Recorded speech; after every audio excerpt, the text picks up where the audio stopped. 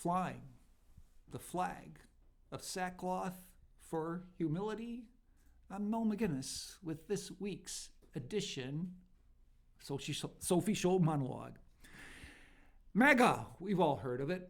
Make America Great Again. Margot Russell, a columnist for the Post-Journal, wrote an exceptional article, not on MAGA, but NASA. Make America Smart Again. She took to task the Department of Education, the U.S. Department of Education. Do you know that education's not even mentioned in the federal Constitution? So what is the federal government having any business with education to begin with? The bureaucracy, the U.S. Department of Education, is a department that Margot Russell said, let's get rid of it. Let's dump it for good. And I agree with her 100%.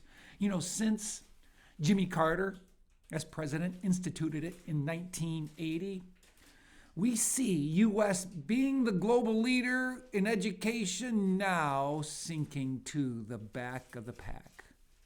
So as this bloated bureaucracy became a part of the federal government, education has gotten worse.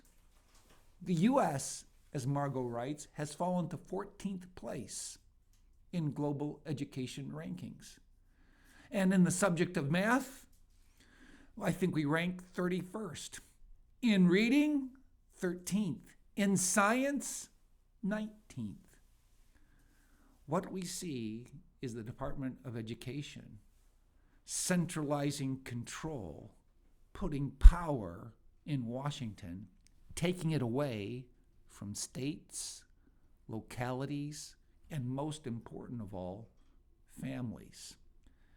The dollars for education should not follow the government and unions, but follow the families and the students. We see, as Margot writes, the more we spent, the worse the results. How much have we spent? Since 1980, overall federal spending has risen 193%, while spending for the Department of Education has increased 371%. It used to be that the U.S. Department of Education took up 1.5% of the federal budget. Now it takes up 4% of the federal budget. Wouldn't it be great if it was simply eliminated? That would be $368 billion in the savings for America to pull down that debt that we've been accumulating over the years. Now, you would think that the U.S. Department of Education would channel all the money going back to the states. But I read where, in 2024, the Department of Education transferred 25.4% of its total spending to states and local governments. It sounds to me like all the funding is staying with the feds for them to do with it as they please. When I saw the video of a undercover work in the U.S. Department of Education,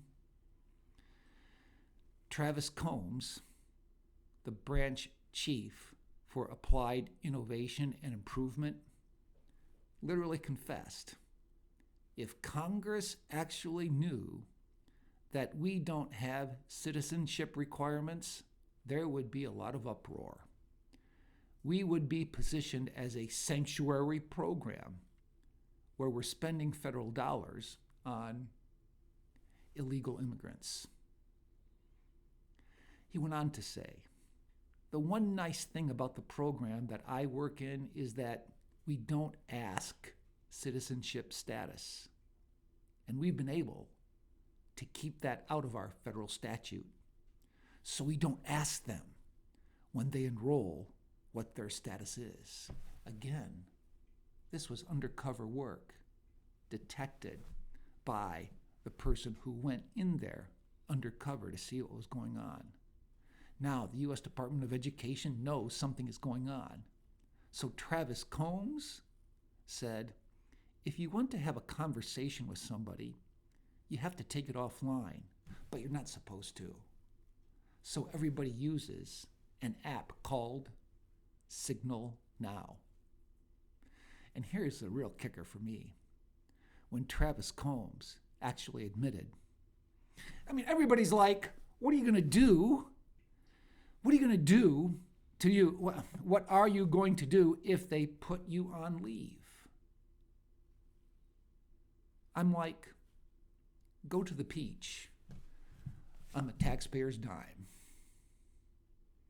That's the shenanigans within the U.S. Department of Education, which needs to go. Thank you, Margot Russell, for writing an article that encourages us to make America smart again.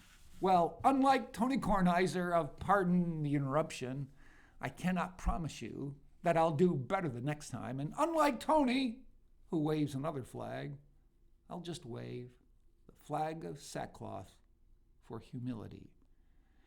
And as a follower of Jesus, I need Jesus.